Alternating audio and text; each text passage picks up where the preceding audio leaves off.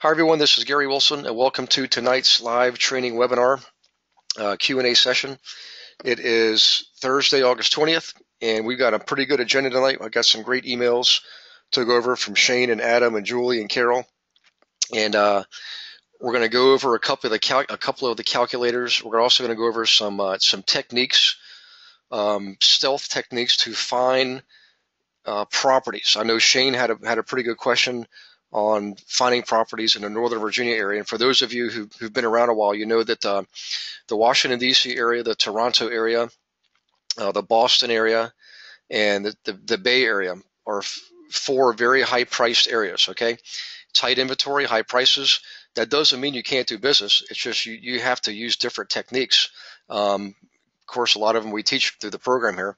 The other thing, too, is you have to realize transactions are still occurring on a regular daily basis. If you look at your MLS system to do some stats, you can look at what's sold, what's active, what's pending. You'll see there's plenty of business out there. There's plenty of activity, okay? The one thing you always want to make sure of is that you don't let yourself fall into the trap of thinking, oh my goodness, there's not enough out there. What am I going to do? How can I do it? Don't think like that. What you want to do is do this. And I write this on. I literally have an index card right by my computer that I look at every single night. And it simply has a question, how can I? And the reason that's important is this: when you find yourself making statements like, I don't know how, or I can't, or I shouldn't, or there's not a lot of inventory, or there's so many people out there, those are our limiting beliefs, negative behavior. They're scarcity type statements. And what you have to do is, and by the way, it's perfectly normal, guys. Everybody does that, including me. What I will give you is a technique to counter that. And that technique is literally write down these words, how can I, and you fill in the blank, okay? And the reason that works is, and this isn't just theory, by the way, guys, this is actual scientific, evidence that when you ask yourself questions like that, open-ended questions, how can I, and you promise yourself, you commit to coming up with at least 3 answers. You might think 2 of them are bad. You might think all 3 are bad. But what happens is you're conditioning your mind to think creatively, resourcefully, innovatively, okay? And literally what happens, new neuron connections are being made in your brain. Literally, this is what happens.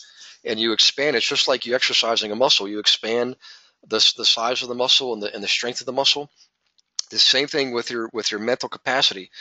When you counter those limiting statements with open questions, it has a profound impact on your ability to innovate, be resourceful, and come up with answers. And I'm going to give you a really good example here. I don't want to teach history here, but I'm a history buff.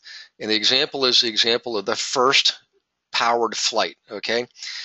If you read your history books, what you'll discover is the 2 brothers, Wilbur and Orville, were commuting back and forth between Ohio and the Outer Banks of North Carolina. Literally, this was at a day and age when they had to go by horse and train. They didn't have cars and planes, and they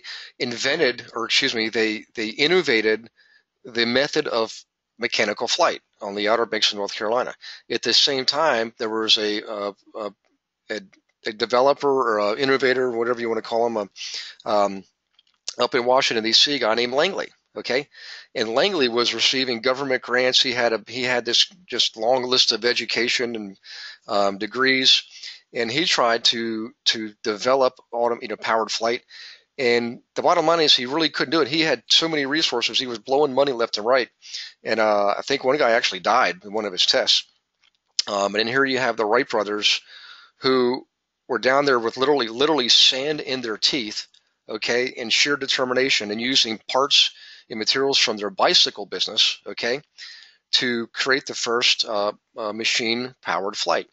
The bottom line is this: the Langley was limited by his failures and limiting beliefs. He actually gave up. He actually gave up and went away humiliated. Whereas the Wright brothers never gave up, and they kept asking themselves, how can we solve this little minute problem? They took one literal problem at a time. And as a result, you and I get to fly around in airplanes. So in any case, sorry to ramble there, but that's the power of asking yourself questions. Okay. Let me see here. Let me go to the questions real quick that are online here. Okay, this is a commercial building that houses a preschool daycare. It's not a fourplex. I forgot to change the type of property. Okay, this is Carol talking about the opportunity evaluator, which I have right here in front of me. So I hope you guys enjoyed that little historical diatribe there. But the reason I did that is there's a powerful message in here. I hope you guys took that to heart and took notes on that, because I tell you, everything I can teach you academically will pale in comparison to everything I can teach you spiritually. And that asking yourself good questions is a good spiritual practice, okay? So let's look at this opportunity evaluator. So Carol's question, let me go back to the email. Hang on one second here.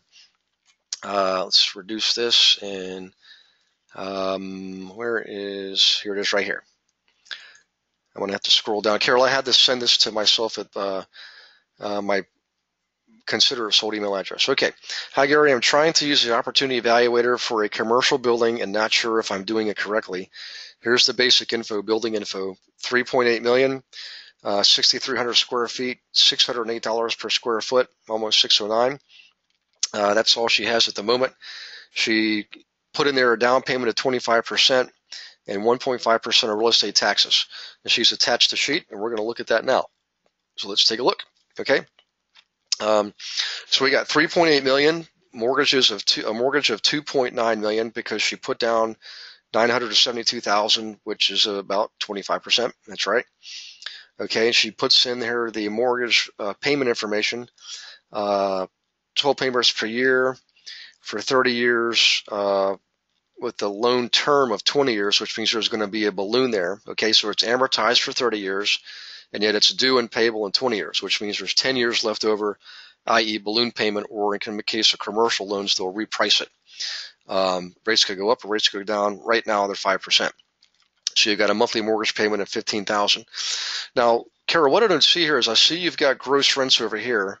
Gross potential rental income. That's a lot of rental income. Carol, if you could type in, if you know, again, maybe you don't know that because you actually told me that's all you know. So we have to project rents here, because the rents you have right here, for this place to make $3.8 million in rents, gross rent, which is about the same price of the sales price, that would be obviously highly unusual. So maybe you were just plugging in figures here to see how you can make it work. So what I would do is this. Over here in this box, Carol, and this is for everybody on the call, take notes. Where my cursor is right now, you can determine the type of units you have. Now, this is a commercial building. I think it's a daycare center from what I remember. So let's just say there's one type of unit, and it's a two. Let's just say it's let's just leave it the way it is: 2-bedroom, one bathroom. Now, the building is going for $600 some odd per square foot. Because it's in the San Francisco Bay Area, that's just what you're going to pay out there. It's expensive. Okay. Yeah, there it is right there. Average annual rent per square foot is $608. In square feet is 6,000. So that's about $10 a square foot. Carol, that's actually low for your area. Just to give you a ballpark figure, and the average right now around the country is $14 to $18 a square foot. Okay, that's the average around the area right now. This is only $10. But let's just say we have one unit bringing in, how are we going to do this? Let's just say 6,000 square feet. That's a lot of square. Let's just say it's one unit bringing in $60,000 per month. Okay, so annual rent, and there's only one unit like that. So annual rent is $720,000. Okay. And Carol, I'm just throwing this out there because we don't have the information, so we have to plug it into. What I'm going to do here, guys, is I'm doing a what-if scenario. One of the powerful benefits of a calculator like this is you get to play what if with it. So just, in other words, think outside the box. Don't just plug in the figures you have available to you and then on first glance decide it's a good deal or not a good deal. What you want to do is play with it. Remember, matter of fact, this is so perfect. I can't believe this came up. Remember I said in the beginning, I have an index card that says, how can I? I apply the same principle to my methodology here when I'm analyzing properties. I'll ask myself, what can I do? How can I make this a good deal? I'll play with the mortgage amount. I'll play with the down payment. I'll play with the rents. See what it would take to make this a good deal. Obviously, I'll play with the purchase price too. Okay.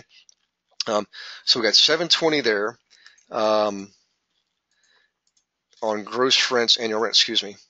And something's happening here. I'm not sure why. Okay, now it should be back. 720. This should have populated. So I think, Carol, what might have happened is you might have plugged in, you might have hard coded these figures in here. So let me do this. Let me go to my computer and see if I can find my opportunity evaluator on here. Opportunity evaluator. Okay, here it is right here.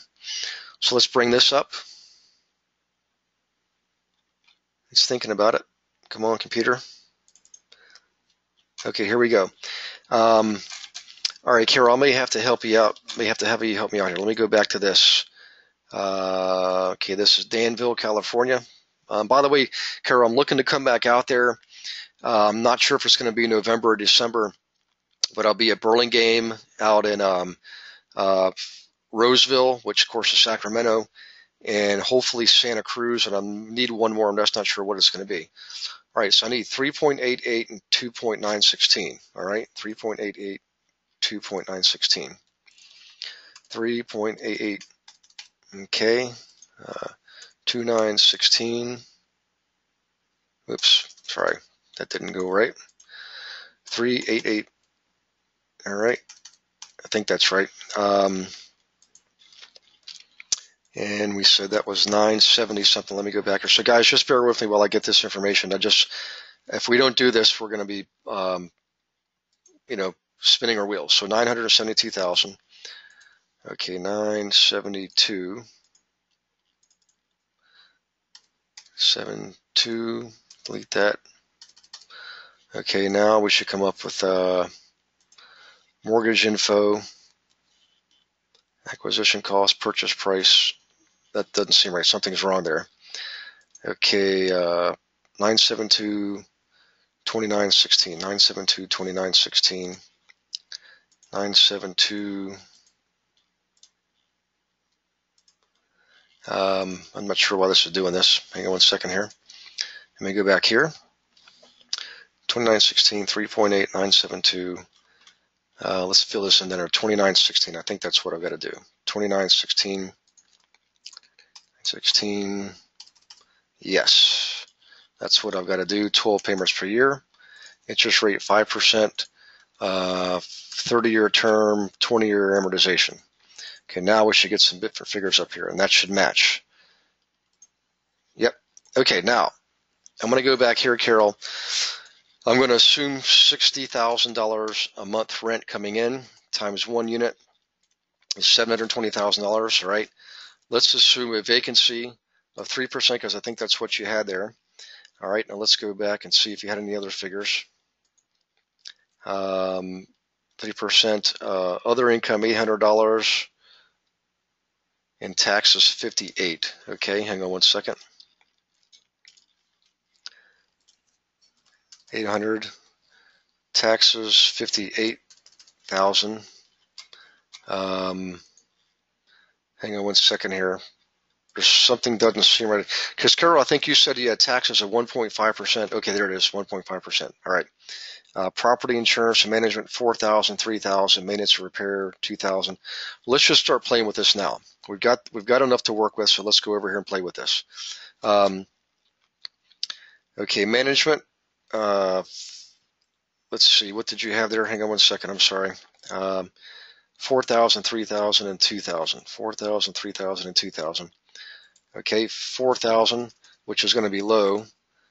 3,000. And all will be low figures for a building this size. But what we're trying to do is figure out what would make this a good deal. Okay, now you've got some other figures here. I'm going to assume insurance is a lot more than that. Matter of fact, I'm going to assume it's more like, let's make that 20,000. And that's probably low even there for that matter. Management, probably you're looking at more like, 5%. So let's call that 35,000.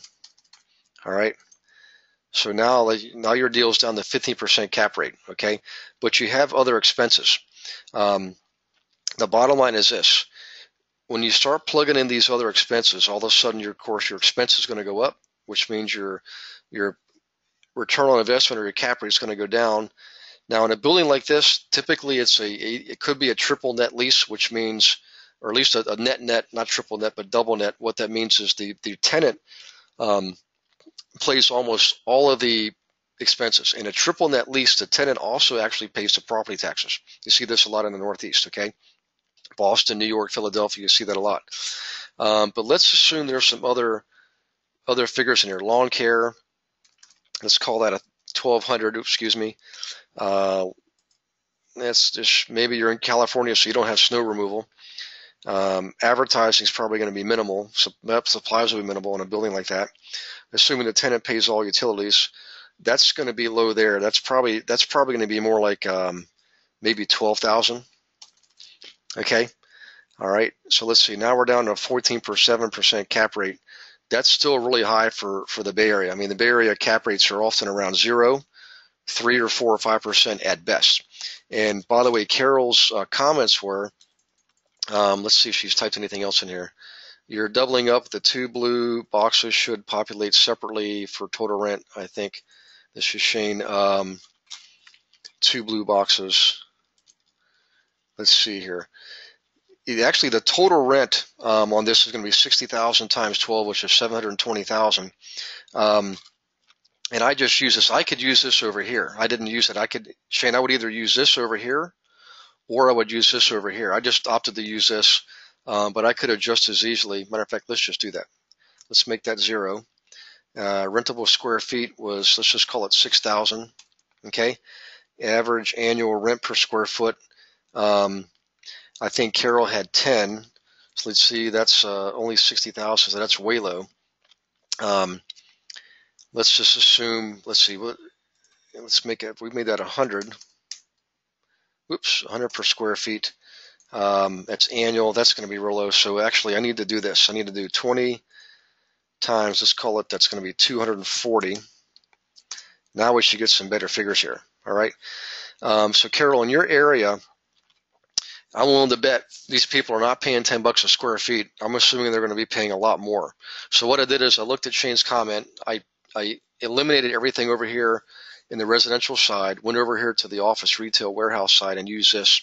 Let me just go back into yours real quick and see. You've got 6,000 square feet. Yeah, that's only $10 a year. That's $1 a foot per month. That is really low, I would think, particularly for California. More particularly for Northern California. Now this is probably going to be really high. Let's cut that in half. Okay. Now actually there we are, right there to the 720,000. So Carol, if you're on, I think you're on tonight. Andrew says, I don't know if it's me. I just lost sound. Let me check here real quick. Looks like my sound is on. Let me see if anybody else lost sound here. 609 price per square foot. Yeah, that's your price per square foot, but that's your 608, Carol, is price per square foot, but not your rent per square foot. That was on the listing page. I don't know if I had the listing, and Carol says she can hear me. Okay, good. So it looks like my sound is on. Carol, let's do this. If you have the listing, if you could send it to me, let me look at my email. I don't think I saw that. I saw the opportunity evaluator right here, but I didn't see a listing anywhere. If you have the listing and that's all you got, then we definitely need to get more information. What I would do is this. I'm more than happy to help you offline or online. If this is something that's a hot and heavy activity going on, go ahead and email me, and I will stay up tonight and look at it, or I can look at it tomorrow night or Saturday, whatever suits you. After I teach tomorrow, I've got to drive out to the it's called Assateague Island. It's the eastern shore of Maryland, 4-wheel drive territory. But I'll have access to a computer in the morning and at night. So in any case, let me go back to the opportunity evaluator. I want to play with this and see what happens. Right now we've got a cap rate of 14.7, so we know we're off here. In fact, let's just do this. Let's make this cut that in half again. Let's see what happens. Our cap rate. Now our cap rate's down around 5.7. So Carol, this would be more in line with, I think, what you were thinking. if you had average annual rent per square foot, this would be $5 per foot per month. Okay, so 6,000 square feet, six times five, that's $30,000 a year. I would think that will be a good deal for the tenant who's going to rent this building. Okay. As far as any potential buyer goes, Carol, 5.7%. Here's the deal. When you're in areas like that we discussed earlier, Toronto, Boston, Washington, D.C., and of course the Bay Area, I think you'd be lucky to get a 5% cap rate. Okay. And the reality is, though, is that's what's customary for your area. And believe it or not, people will actually invest in that and be happy with that information, with that return, excuse me. I know people who actually will buy properties with negative cash flow because they're banking on appreciation. Believe it or not, a lot of the people that we cater to, particularly the high wage earners, not that, it doesn't make sense. You wouldn't think, well, that's counterintuitive. Why would somebody invest in a negative cash flow? The reason is they're looking to park their money. Okay. They need something to offset gains, or they want something to appreciate rapidly over time. They're not pleased with the 3% appreciation rate. They want more like a 6, 8, or 10, or 15% appreciation rate. And if you look at areas like, let's see, this is 2 years ago, 2013. At the time I looked 2 years ago, literally about this time of year, the Phoenix area was appreciating in some neighborhoods at 50%, okay, annualized, end over end. That they were coming out of recovery, and that's an amazing recovery rate. We all knew it was going to happen, and we just didn't know how fast and how high. Down in California, I was in Laguna Beach, and at that time, their annual appreciation rate was already 15%. 15%, okay, annualized. That's why people will park their money, because who wouldn't want to get 15% return on their money, okay? And at the time, their projection was for another 6 years. So in any case, I hope that this is making sense to you. I know it sounds counterintuitive. Why would people do that? There are plenty of examples of why people do it. A lot of times also, Carol, in the areas I discussed earlier, and I've seen this a lot up in Toronto, a lot of Canadians like to invest in the States. However, I know people from Australia and China who like to invest in Canada, okay, particularly in Toronto. And what they're doing is they're paying all cash. The reason is capital appreciation is far more important to them than your cash return, your return on investment. In other words, your cash flow or net operating income. For most of us on this webinar, including myself, when I was growing my portfolio, my sole focus was on cash flow. I wanted a return. I wanted an average 10% return. I wanted to get 20% if I could get it. And appreciation, the increase in value of the building was definitely, if not a secondary, a distant third or fourth, okay? But my strategy was grow rapidly and increase cash flow, okay? Now, think about it. If you're already worth $20 million or $60 million and, you're okay on cash flow, what you're looking to do is take some of your net worth, your value, and put it in something that's brick and mortar, that's relatively safe. Even though a market may correct itself, just in real estate, just like any other market, the bottom line is this: as long as you don't sell, and you don't have to sell, you're going to recover. You're going to recover just like the rest of the world will, just like the rest of the real estate business will recover.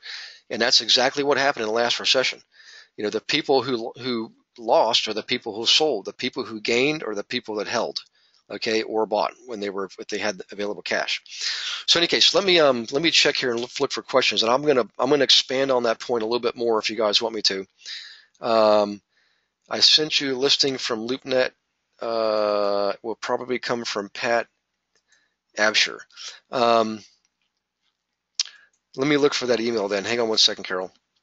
And I'm assuming that went to probably my Comcast email. So let me do this. Abshire, okay. Abshire. Let's see if I got something there. And I probably didn't recognize it if that's where it came from. LoopNet, here we go. Bingo. And that was at 7:26. Oh, you just sent that. Okay, thanks, Carol. I thought I missed an email. I apologize. All right, view listing details. And by the way, for everybody else, for Shane, Julie, and Adam, I'm gonna get to your emails. Don't worry. I know I'm putting a lot of time in this, but this is very, very important. 3.8 million. Let's see what else we can find here on this property. Okay. Price per square foot, 608.91. Retail, lot size, year built, occupancy is 100%. So they were telling you is a cap rate 5%. So we're probably spot on, Carol. We came up with a cap rate of 5.7 with us getting, what did we say we're going to get? 720, $360,000 a year in incoming cash flow. All right. So let's see what else they give us here. See if they give us any other information. Scheduled gross income. Here we go. 196 for the year. Now this can't be right. You got pre-tax cash flow, net operating income. Well, they're telling us the net operating income is the same as our scheduled gross income. The only way that's possible is on a triple net lease where the owner pays nothing and the tenant pays everything, including taxes. Yes, that's possible, and yes, that happens around the country, particularly in commercial properties, and particularly in bigger properties. But let's see if there's a flyer here with more information that'll expand on that. We want to make sure we're being accurate in our guesstimations. Okay, this is probably going to be somewhat lengthy, but hopefully it'll give us what we need. Okay, there's our gross receipts again.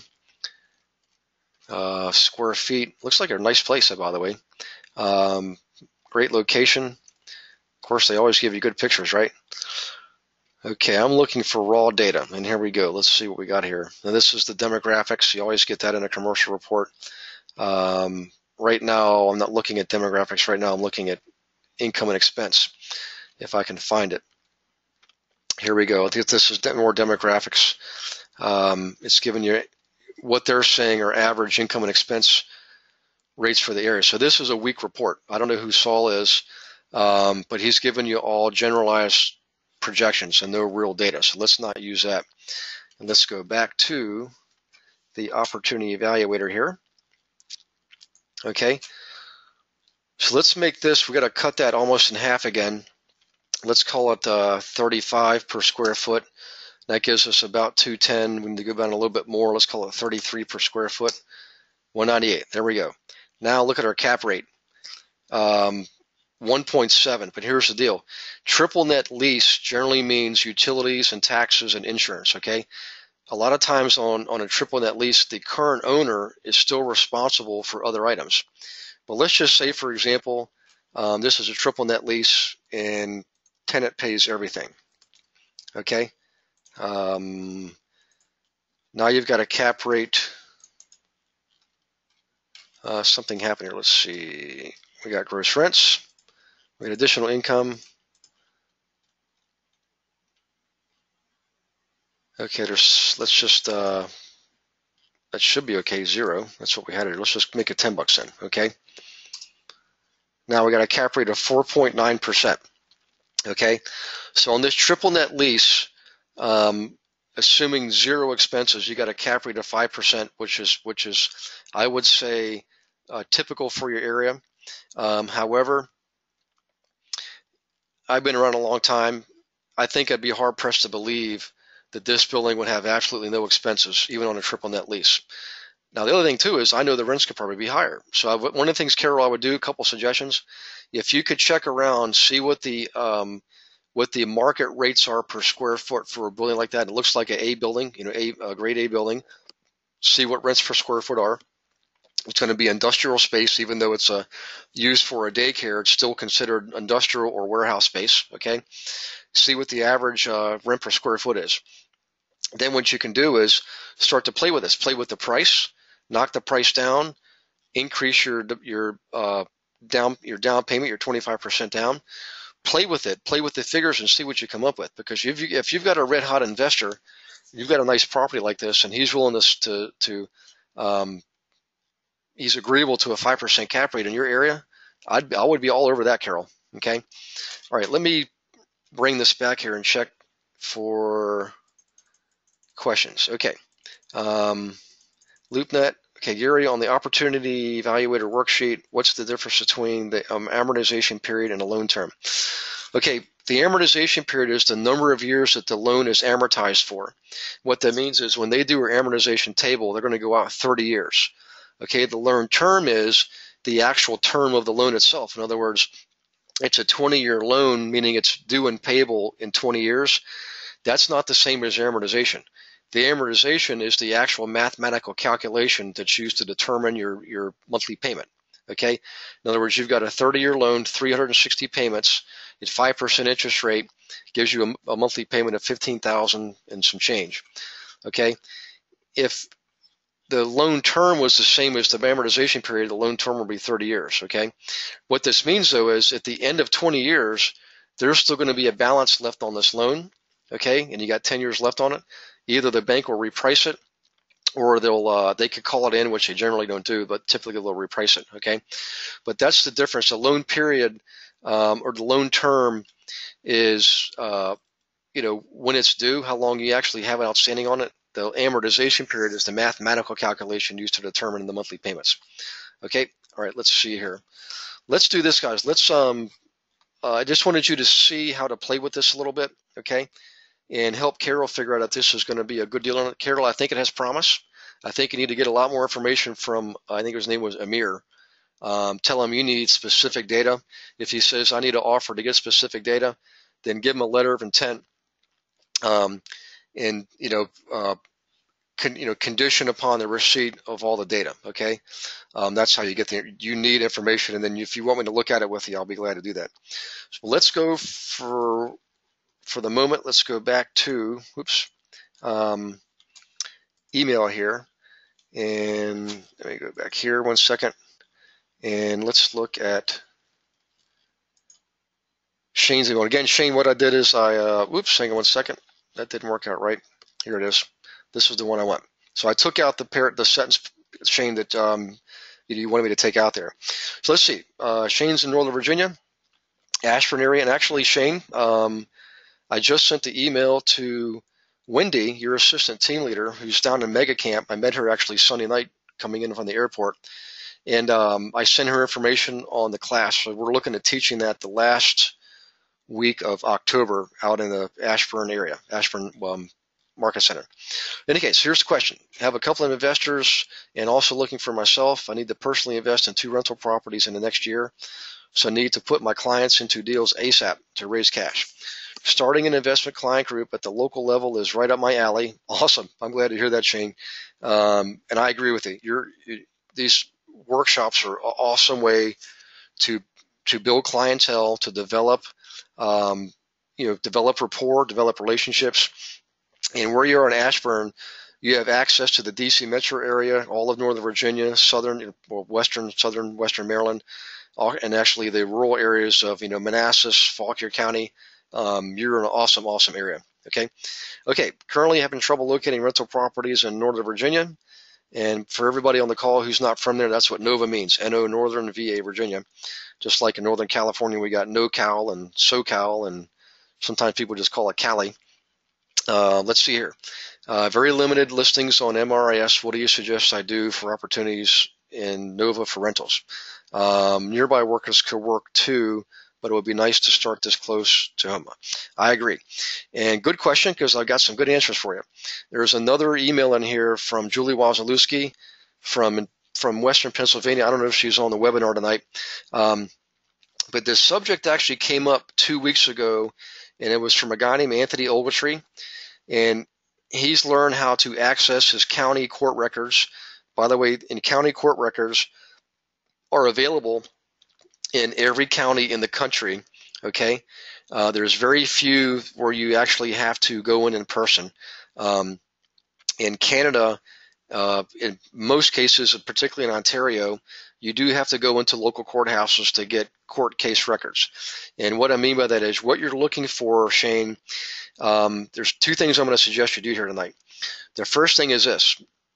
You can call your local county courthouse and ask them for the website that houses their county records on court filings. In other words, people filing for divorce, banks that have filed notices of default, against homeowners who are falling behind on their mortgages. All right. And generally there's a free version and a paid version. and the attorneys will generally have a paid version because they're using it so much and they're getting a lot more detailed information that we don't need. But what you can do is generally you need to search by date with a date parameter, Shane. You've got to have a date range, and I would generally keep it within 30 days. And you're going to, when you find this, when you look at this online, you will know why I suggest a 30-day lookout period. Okay. If you go back past 30 days, you're going to have way too much information to look at. There's a lot of people getting divorced, a lot of people who are behind on their monthly mortgage payments. Okay. The other thing too is this: you want to keep it to within 30 days because that's fairly fresh data. If you go back 3 months, 6 months, a year, a lot of cases those people have solved their problems. They've got a house under contract with another realtor in the case of a divorce, or they're doing a short sale, or they maybe made good on their mortgage payments. Okay. But what you can do is you find this information, and every record is going to be identified by an acronym. There'll be one acronym for family court for divorces, another acronym for notices of default for foreclosures, and there's other court cases you can look at too. Okay, but those are the two main ones to find people who are looking to sell, and that includes people who own rental properties. Okay, because a lot of times people go through a divorce. Not only do they stop making their own mortgage payment because they're fighting who's going to pay it and who's not going to pay it, they do the same thing on their rental properties. All right. Now, I can't give you specifics on every single county. We would be here for 3 years if I did that.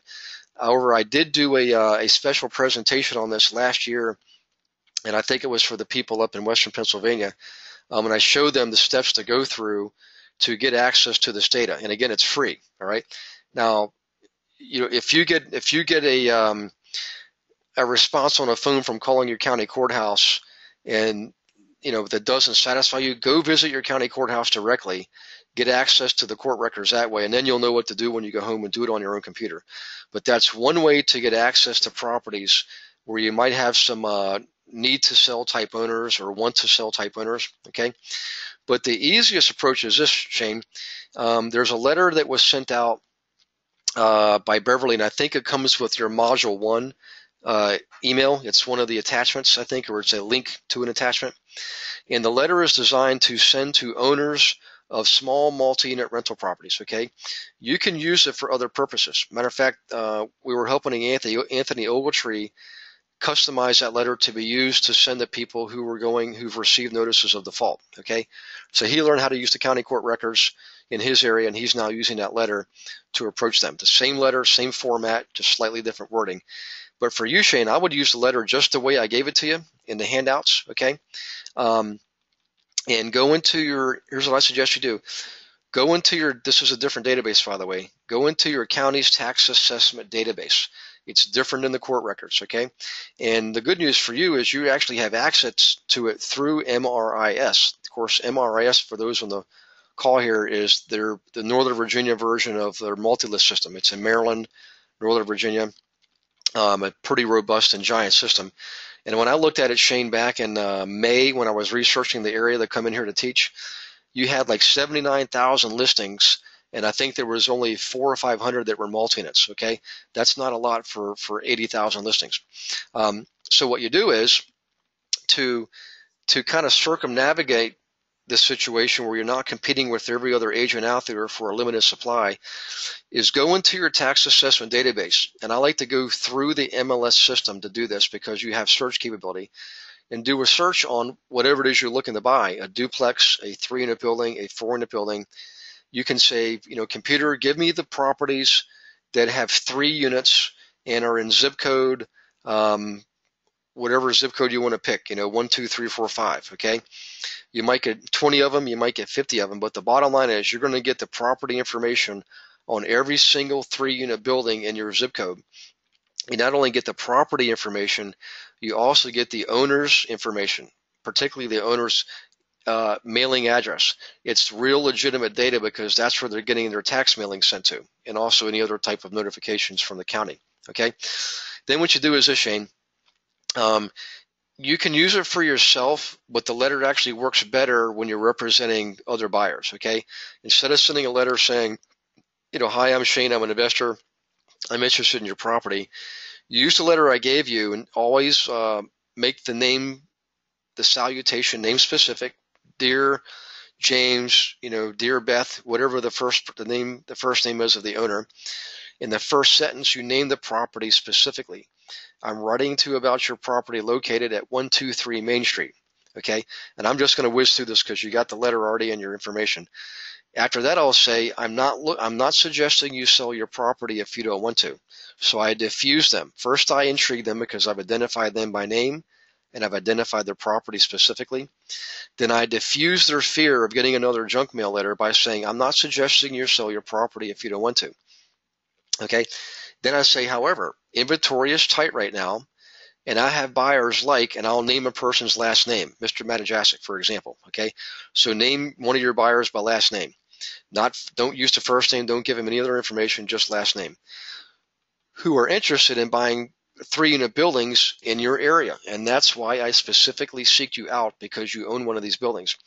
Now, Shane, keep in mind, you're looking to send this letter to everybody who owns one of these properties. So you might be sending out 25 letters in your zip code to 3-unit property owners. Okay. On each one, you're going to make it name specific and property specific. So it looks like it's geared specifically to them. In this case, actually it is. You just happen to be sending out 25 of them. Okay. And you only want to do this though if you actually have buyers, Shane. Don't do this if you don't really have buyers looking for 3-unit buildings in that zip code, okay? Because you got to be able to walk the talk. People will sniff it out if you're not being authentic. If you're one of the buyers, you could say that. You could say, I have buyers in like Mr.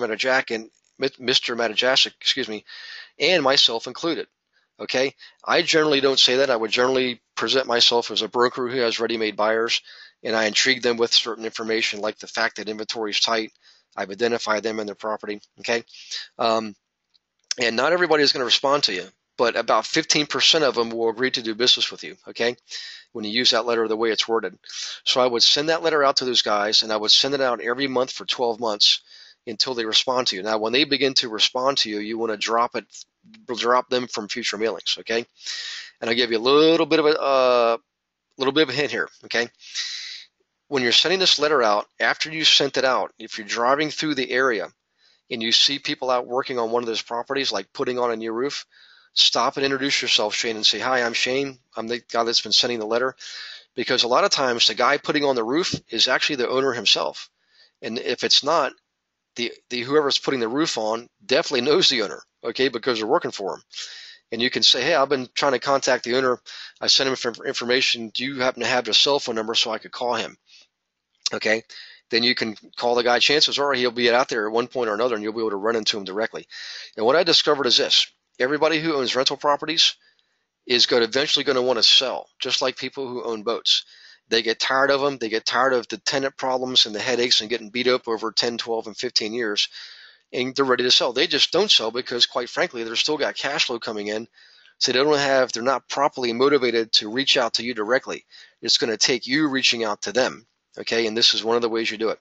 So that's 2 techniques to get inventory in a tight inventory market. Number 1 is access your county court records, see who's going into default, see who's getting notified of a divorce. Okay, you can also look for probate filings. People who've passed away and they left property there to be probated. That's another way you can use the county court records. So that's 3 things you can get out of county court records. Okay, and with this letter, now you're going to people directly who are not in distress.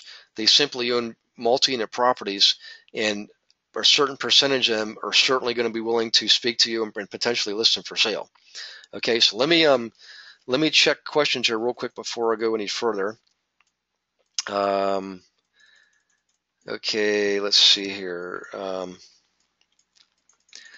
All right, I got Donald's question. Okay, is this something I can put in the investor booklet I mail out? Okay, that property, Carol, even for California, I would consider that a high-end or high-priced property, but it all depends on who you're sending it to. So if you've got high-wage earners, doctors, chiropractors, dentists, people who own their own businesses like engineers, and you know enough about that to know that they will be qualified for something like this, then absolutely put this in your booklet. The bottom line is you always want to, when you're working with investors, and we do this not only because we can, but because we should, we want to tailor our information, tailor what we're sending them specifically to them. based on demographics and social graphics. Okay, so in other words, some of the people who are receiving your booklet, Carol, might not ever be able to afford a place like that. At least in their minds, that's what they think. So think about who's receiving it, and if it's appropriate for that crowd, by all means include it. Okay. Another thing, Carol, you can do when you do investor workshop, you can encourage your investors to group together in small partnerships to buy properties like this, particularly in high, guys, this is for everybody who's here on the call from Canada, particularly Toronto area, even in Ottawa. We've got students there, but also specifically the high priced areas I've mentioned before. Phoenix could even qualify for that too, but definitely San Diego, San Francisco, Toronto, Boston, Washington, D.C. You can, when you bring people together in these community workshops, they'll get to know each other. Don't be surprised if they start to form ownership groups, okay? Just like ownership groups in Keller Williams who band together to invest in market centers. Same thing in investing, Carol. So this is a prime opportunity for you to work your area and get these people to get to know each other and help them, maybe bring in an attorney one night, Carol, like your local title agent's title office, whoever runs that office, the attorney, have them come in and do a special talk for your group to talk about them forming simple LLC partnerships, okay? That's an excellent idea. Okay, this is Carol. I have a cash investor, but he's looking for 7% cap rates, and I'm having a hard time finding that in the Bay Area. How do you suggest I approach this? Carol, if he's looking for 7%, and you got something that's right around 5%, and he's got all cash, I tell you what, I would tie up the property, do a letter of intent, okay, get some due diligence going, get the guy out there to look at it, because if you're that close, chances are the seller is going to come down on his price, the buyer will come up on what he's willing to offer, okay, and if they can work out terms, like maybe the seller will assume all payments of property taxes and transfer taxes so that they can expense that or potentially offset capital gains. So even though they're not necessarily playing directly with price, they're playing with terms that lower their cost basis or raise their expense ratio that gives them a bigger tax break, okay? So there's things like that you can do. But if you got somebody like that, Carol, 7%, he's going to have a hard time finding that unless you went outside the Bay Area. And let's say you went up to the town Tracy, okay, that's not nearly as high priced as Sacramento, but Stockton, take them to Stockton. You may need to travel a bit to get 7% up to an hour, but I think if you're within your area, you should find enough places that are close enough where both people bend enough and come towards each other enough where you can strike a deal. Because here's the deal, money talks, all right?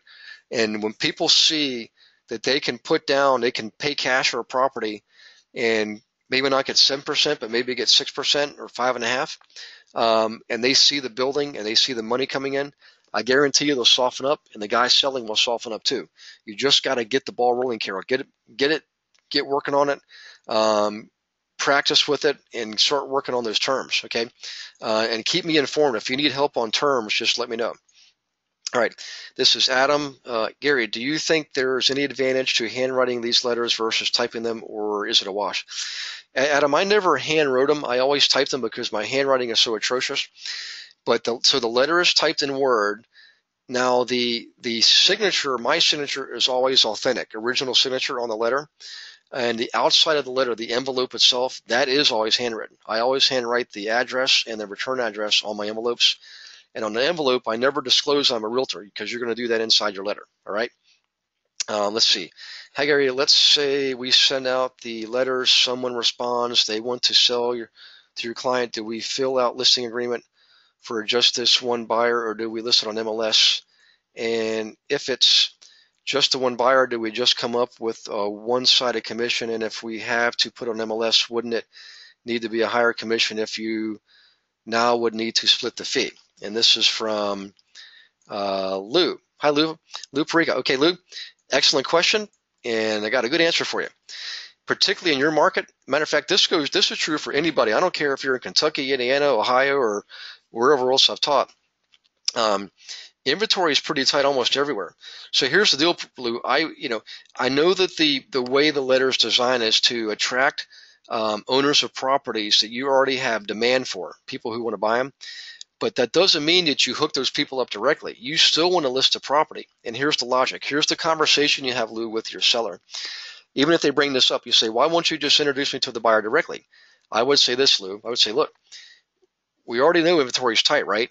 And when inventory is tight, what that means is because of the laws of supply and demand, we have demand that exceeds supply, which drives up prices.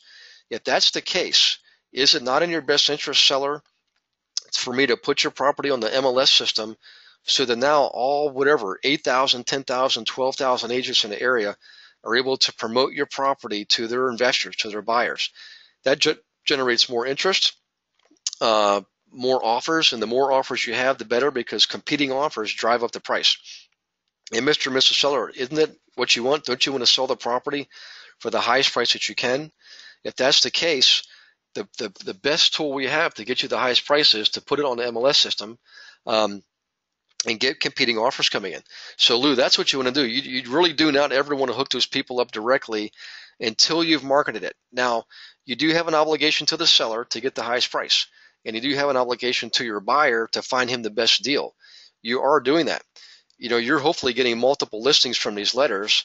If the guy's looking for a 3 in a building, like Shane, for example, there should be multiple buildings that you can attract, and there certainly will be multiple Shanes. Okay, so you are creating, you do have demand. You're creating a desire for higher price because you demonstrated that you have demand, and in fact, the market conditions tell you right there. There's no, you don't have to persuade anybody. They understand it's tight inventory. Okay. And yes, when you do list it, you definitely have to put in there commission that you have to split with the other broker. But based on what I just described, Lou, you want to do that. You want to put on the MLS system to get that the highest price possible for your selling client. Okay, great. It's starting to click. Having a little chicken or egg scenario. Clients are looking for 10 to 12 cap rate with decent cash flow. I told them we might need to get in the car and drive a couple hours north or south. And this is, oh, hi, Shane. Yes, Shane, where you are, within an hour's drive, you got a number of small towns that you could definitely work in. I mean, my goodness, you got Leesburg, you've got Warrenton. Not that you want to go all the way down to Richmond, but Richmond is a hot area right now, and you got all those little towns in between there. Okay, I would like to think, 10 to 12% in Northern Virginia could be kind of tough, particularly the closer you get to the city. But if you go out in the outskirts, there's plenty of towns where you can definitely get 10, 12%. And what I would do is, start with the MLS, see what's out there. If you're not satisfied with what you see, then definitely always remember this. Always go to your county's tax assessment database. So far, I've only seen 4 counties out of 3,000 counties that don't have it loaded online, okay? And I've seen in every single MLS systems I've seen out there has access to it, okay? Now in Canada, you have to use, there's Geo Warehouse. There's a couple options up in Canada actually that you guys can use. Matter of fact, I'll be up there in the weekend after next for a long weekend and the week teaching afterwards. So we can focus in on that if you guys want to. We can get a little study group together for those of you who are in Hamilton, Burlington, Kitchener, let's see where else, in Whitby, Newmarket, Oshawa, London. Make sure you guys group together in study groups and share information, because this is like the owner-occupied business. You can share information in the investor business and help each other out, okay? Okay, let's see here. What else do we have after Shane? Lou, this is from Lou again. Or are we having the buyer pay us our fee? Okay, that's a follow-up question to Lou's prior question. The answer is, Lou, you can have the buyer pay your fee. There's no reason you can't do that. You should always have a minimum commission anyways. In your area, minimum commission is not going to be a factor because you have such a high price area. But the bottom line is this, Lou, is I would use that simple logic: tight inventory, supply and demand, drive up prices. If I'm somebody who is interested in selling my property, I would be very easy to convince to put it on the MLS system, where now I'm not just having you market my property. I've got 8,000 agents or 10,000 agents market it, bringing in potentially multiple buyers to drive up the price. Okay. That's an awesome position to be in. Carol, oh, thank you, Carol. You're welcome. You're welcome, Carol. Okay. I have a client who is looking for flip homes in the Baltimore area. I don't have a school report yet from my broker. How can I determine the best area for a profitable flip? And this is Emily. Hi, Emily. How you doing? You have to, without having your school report, here's what you can do, Emily. If you want to you can Google school ratings, school district ratings, and there's at least a dozen websites out there that give you school district ratings. So look and see what the best school district is in your area, okay? Then go on your MLS system and do a search. Do a couple searches in that school district with the main criteria. You want to see what's sold in the last 30 days, okay? And in there, look for a pattern. And what the pattern you're looking for is what zip codes or more are represented in those sales, the sales data. What zip codes sell more than the other zip codes within that school district? Okay, now you can go to the melissadata.com that you do have access to. And in melissadata.com, you can drill down to the specific carrier routes that have the price ranges that you just determined where the hot areas were, okay? So you can do that, but I would definitely, matter of fact, Emily, Adam Curry is on the call here tonight. He actually did his own school report. We went over it, I think that was last week or the week before. It's not hard to do. You can definitely do it yourself. I just would like to think that each market center would do it for the entire market center. Short of that, though, find out what the good school district is in Baltimore. And by the way, I went to Northwood Elementary when I was a child in first and second grade up near Northwood, which is kind of up down the road from Morgan State College. Anyways, use that to determine the good school district. Then within that, do a search on solds in the last 30 days and see what zip codes pop up more often than others. And look for that combination of volume, how many are selling, and how fast you're selling. So you also need to look at the number of actives in those areas too. So you can do this on your own in a matter of 15 minutes, okay? Then use that melissadata.com to zero in on specific carrier routes, specific areas within those zip codes, okay? So that would start with that, Emily. And it sounds like you're the flipper yourself based on your question. If you are, that's awesome. We sent out a free book last week to everybody on the call. Matter of fact, I think she sent it to the entire database. Everybody got the free book on flipping. It hasn't been published yet. It's just in raw form, but it gives you the basics that you need to look at. So if you didn't get that, Emily, please check your email. And if you just signed up like today or this week, for example, you may not have received it, but we'll make sure you get it. Okay. By the way, we are based on demand. I'll just put this in there as an aside, guys. I'm sorry. I know we're getting late, but I got a few more things to cover here for Adam and for Julie. All right. A couple of you guys have expressed interest in wanting to learn more about flipping and learning more about property management. And we do have the information. We have the tools. I am going to put together a development group. I've done this before for other products, and it works great. So those of you who are interested will take the content that I have, go through and develop the course as we go through it. The benefit to you is you get free and clear access to me and other people who've done this. I'll have Brenda Griffin in the mix there. She's the big flipper down in Virginia Beach. She doubled her, by the way, her commission income this year, guys. The first half of this year was double all of last year after she took the program at the end of the year last year. And all she does is work with flippers. Okay, she knows what she's doing. So you're going to be learning from experts. So keep an eye out for that. You guys are welcome to participate. Okay, let's see here. Great script for a FSBO as well, right? This is from Joe. Yes. By the way, that script I gave you guys, okay, that letter is very, very versatile. Just like Anthony Ogletree did the other week. He took the letter that we gave you guys, slightly tweaked it with the wording to approach people going into default. You can slightly tweak it to go for the FSBOs, the expireds. It's a very short, sweet letter. It provides wonderful results. And you guys come up with the examples, and we'll go over the wording with you, okay?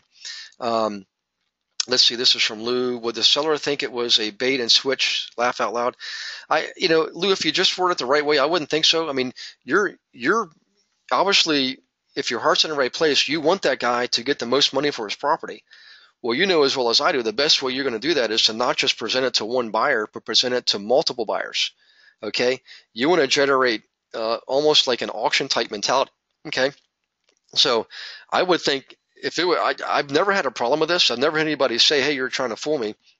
When you show them the facts and the information, man, I promise you, anybody would want to say, "Yeah, put my property in front of as many people as possible to drive that price up." Okay. Um, okay, that was it for that question. Let me go back here and let's do a find on Adam. Hang on one second here. And Adam gave us a couple of great emails, so let's look at those. Hang on one second. And you guys definitely hang in there another few minutes. We'll be on another 10 minutes. I just want to go over this with you because everybody will benefit from this. We got Shane, we got Carol, now we're on to Adam. And by the way, Julie Wazalewski, I think we covered her with the response to Shane. So she's good. So let's look at Adam's email. Okay. Hi, Gary. I hope all is well. Quick question. While touring a foreclosure yesterday, I noticed that 2 to 3 other houses that look similar in similar disrepair. I wrote down the addresses, and now I'm wondering if I should approach these owners in some way. How would you do that, if at all? Write a letter? Yes. Okay. Adam, that's right. That's why I wanted to say this. So what we did is if you take that letter, Adam, that we talked about, and you tweak the wording just a little bit, you can send it to these people. So you've got their addresses. Now what you do is you go to the county database, your tax assessment database, pull up the addresses, get the owner's mailing address, because it's typically will be different than the actual property address in the case of absentee owners, for example. So this, by the way, this does work for absentee owners, who typically, there could be people in default, people going through divorce, or simply people who own their properties and rented them out because they didn't sell them a couple years ago, or they just decided they were going to be tenant or landlords and now they're maybe tired of it. But the bottom line is this, Adam, you could take that letter that you have, definitely tweak it to approach these guys. I don't remember the exact wording we came up with for Anthony Ogletree 2 weeks ago, but I would replay that call because he's actually using the letter now, and he said he's had success with it. Okay. Daniel Davis, excuse me. He's also used the letter with great success. He's getting responses. By the way, there's an email from Daniel I want to go over here in a moment, so just hold on to that. But back to you, Adam.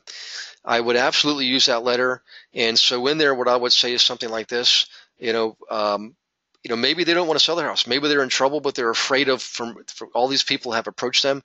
I would start off with the same first 2 sentences. I'm writing to you about your property located at 123 Main Street. I'm not suggesting you sell your property if you don't want to. Okay. However, inventory is tight right now, and I have buyers who want to buy properties just like yours. Okay. Buyers and you name somebody by last name. So, and you own one of these properties. That's why I specifically seeked you out. Even if you're just interested, curious about what your property would sell for, please let me know. I'll give you a free evaluation. So you no way insulted them. You didn't say, I know you're in foreclosure. I can help you. Don't be afraid. Reach out. You didn't say any of those kind of things. You treated them with respect. You wrote a well-worded, well-written letter that's respectful and honors their dignity, because even though they might be in default, you don't know their circumstances. They could, everybody runs on hard times sometimes. But I would absolutely use that letter to send to these guys, okay? Make sure it's the envelope address is handwritten on the envelope and the return address inside there. You can handwrite the letter if you want. If you have decent handwriting and you're only going to do 10 or 12 of these, by all means, handwrite them, okay? And then personally sign it. I personally don't like yellow letters anymore. I know everybody asks about that. But guys, they've been out now for about 10 years. And it's old. Everybody knows about it. It's not like it's anything new. Authentic and genuine is always the way to go. Okay. So Adam sent another follow-up email. Let me look at that real quick. Let's see here. All is well. Okay. I think this is where he sent. Yes. I think this is from RealTrack. Is that right? Realist in Cincy MLS. Okay. Realist. All right. So this was just information on one of the properties he drove by. And this is interesting. I wanted to bring this up for a good reason. If you look at the history of this property, let me slide this over so you can see it. You can see in 93, the current owner bought it, okay?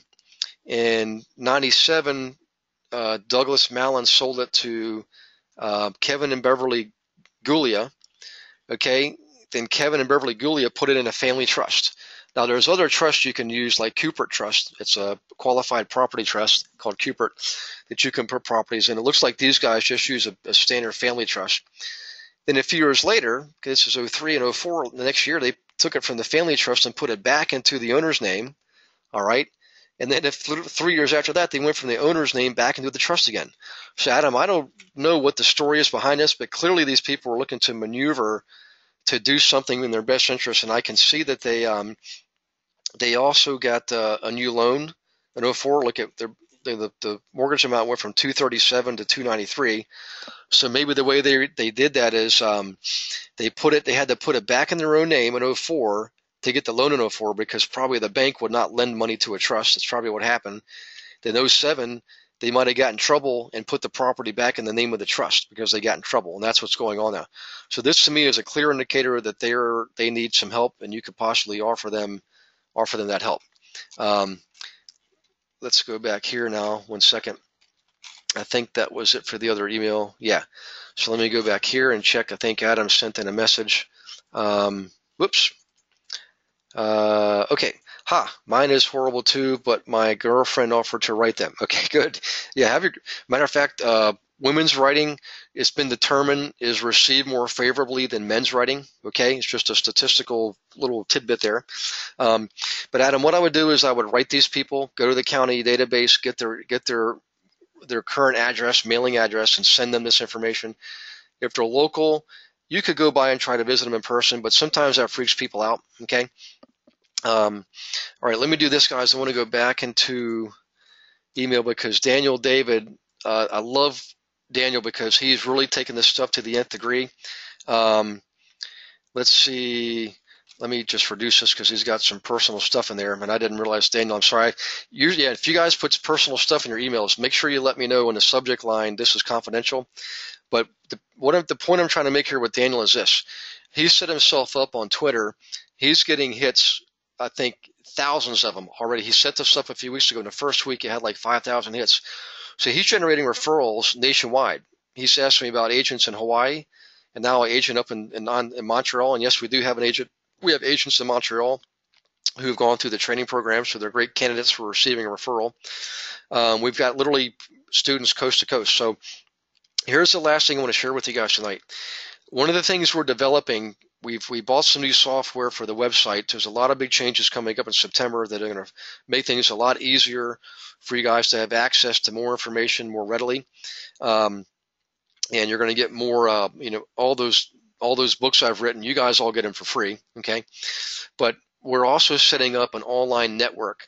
We did get clearance that for students who sign on with us in this training program, we're going to put you guys out there in a directory so that you have access to every student around the country, and they have access to you, just like Daniel David's doing. He can look you guys up. He can see that we have agents, literally coast to coast, and he'll send you a referral. Okay. We're not charging anything for this. It's just a free service we're giving you guys as our students. It's kind of a courtesy. I love to do it because I did a lot of referrals in my business. I mean, I sent out literally thousands of them over the years. Okay, now I charge for that, but this service is going to be completely free for you guys. So look for that in the coming months. And by the way, maybe we can have, if you guys are interested in how to use Twitter, I have somebody do Twitter for me. I don't do it myself. My Beverly does it for me. I don't even know how to use it, but apparently Daniel does. We've done special workshops just for stuff like that. When students try something like Anthony Ogletree, Julie Wozlewski, Francis Berry was showing us some stuff a few months ago about workshops. That's one of the things I love about this community we're in is people share information, and it's unlike the owner-occupied business. We share information, tools, and techniques, and everybody benefits. And quite frankly, you guys will never compete with each other because you're all over the country, even within your same city. I mean, Lou, have you had anybody yet that you've had to compete with in your investor business? And by the way, I've taught a lot of people in Boston. So, and I know that you haven't. Just the numbers are there. It's just, you will never step on each other's toes. It's in your best interest to help each other and support each other, particularly when it comes to doing business in your area. Okay, starting to ramble there. I think that is everything for tonight, guys. It is 8:15, and I know I went over again, but I will stay on these webinars as long as you guys want me to, as long as you're asking questions. We're digging into a specific subject. We're going to keep going until you guys are feel like you've got the comprehension level that's needed. So in any case, I appreciate it. We will see you all next week, which is going to be coaching call next Tuesday night, August 25th. I'll be in Hagerstown. Actually, no, I'll be teaching in Hagerstown that day. I'll be in Pikesville Tuesday night doing the webinar from Pikesville, Maryland. So hit me up with those emails, guys, preferably within a couple days of the webinar so they're fresh in my mind. And if you get them to me too late, it's going to be hard for me to grab them before I start the webinar. So in any case, once again, I really appreciate the opportunity to help you all. I appreciate your participation. You're engaged, you're interactive. You guys will learn a lot from these webinars when you do participate and engage. I know you can't make them all. So when you guys make it like this is music to my ears. You're the ones who are going to succeed faster because you're participating.